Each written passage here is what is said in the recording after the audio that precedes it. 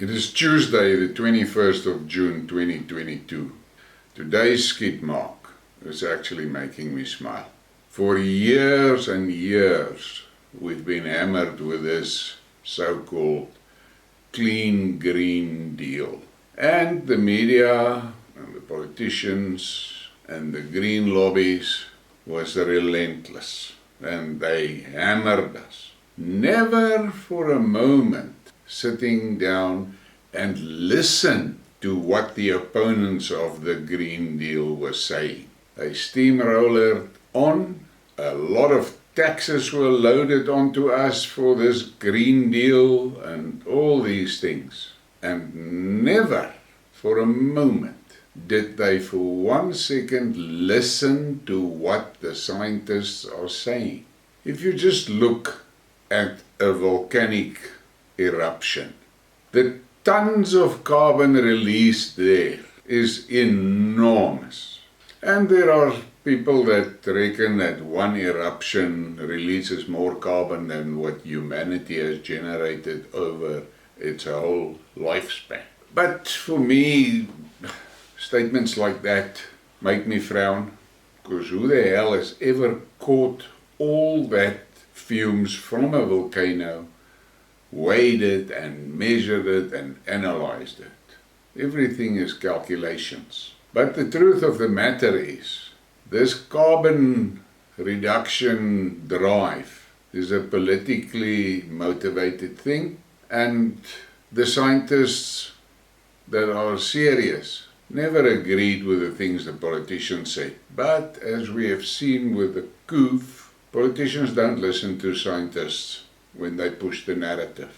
What we are seeing now in Europe is actually almost hilarious if it was not so serious. There's a lot of people that reflects and recalls Trump's speech where he said the Germans were crazy to allow themselves to become so dependent on Russian gas. For me, that was absolutely a stupid remark to make, for the simple reason, why in the world is it wrong to build your country and your economy using a natural resource from a neighbor?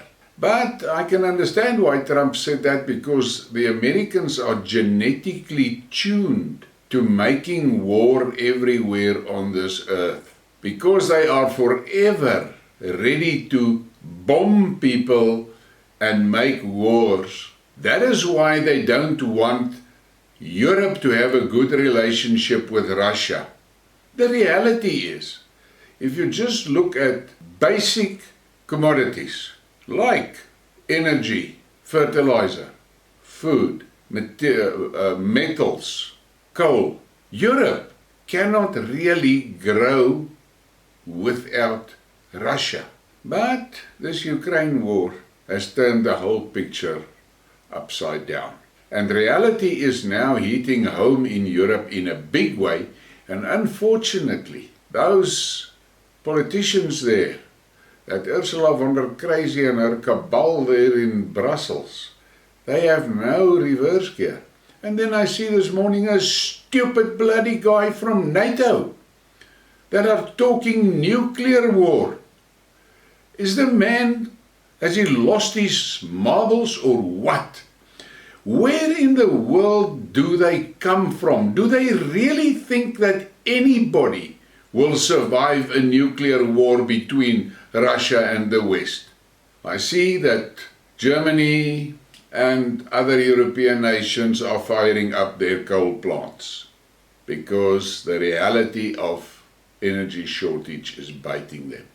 This can be very easily resolved. What they need to do is get on a plane, fly to Moscow and say, sorry, we fucked up. How can we fix this? And then wait for Putin to answer them. The problem that you have now in Europe is that nuclear power is the cleanest electricity. But Germany has decommissioned all their nuclear power plants and they made a big song and dance of it. Now they're back to the raw coal fire plants. And the tragedy is Those stupid British people, they did not only decommission their coal plants, they destroyed them.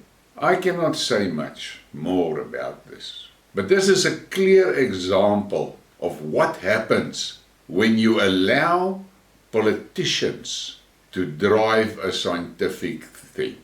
We saw the same issue with the Cove. In the Cove, the doctors and the scientists were silenced that objected to those things. And the press, journalists, and politicians managed that thing.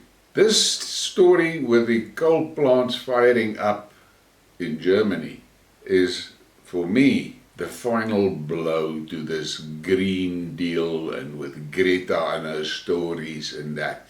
This is the reality.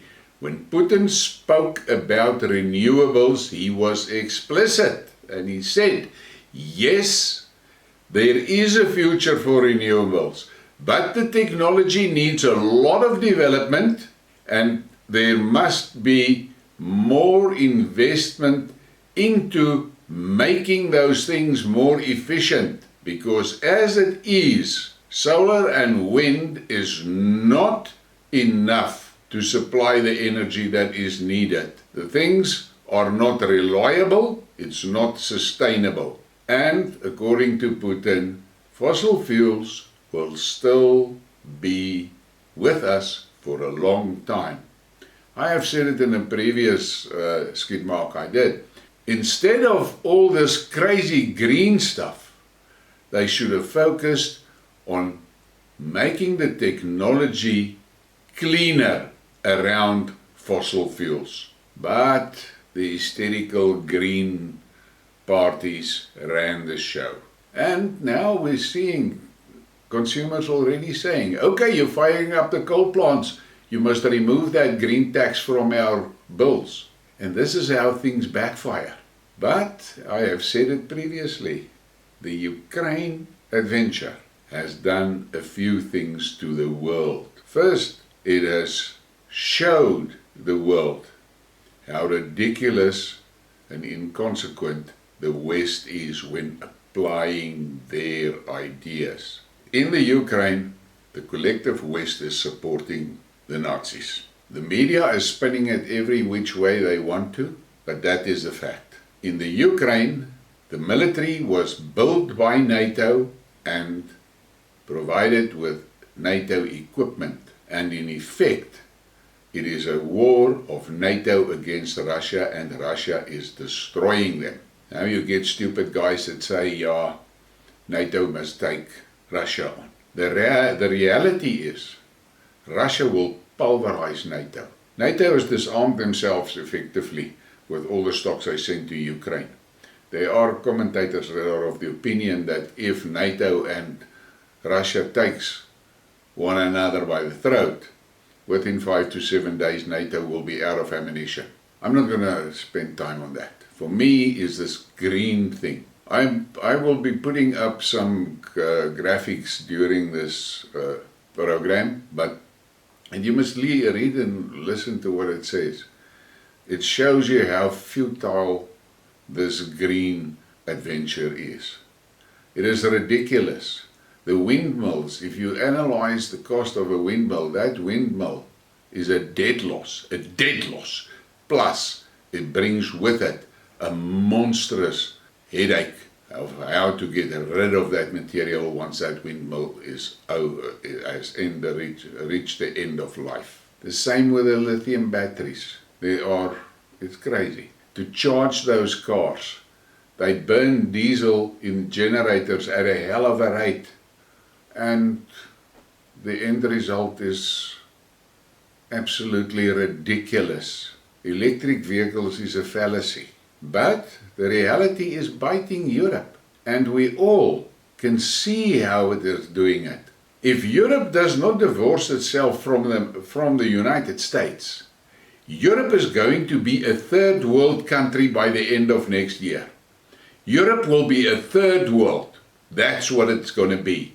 They are out of energy, they're going to be out of food, and their citizens will not be able to pay for the services that they need. energy is going to become extremely expensive. And all of it due to the sanctions. So the Europeans better think of what is happening around them. And if they do not take their countries back out of the hands of this crazy lip-tart cabal, they will pay for it. I don't know where this is going to end, but I am confident to say the end of the Green Deal is here and it is going up in smoke.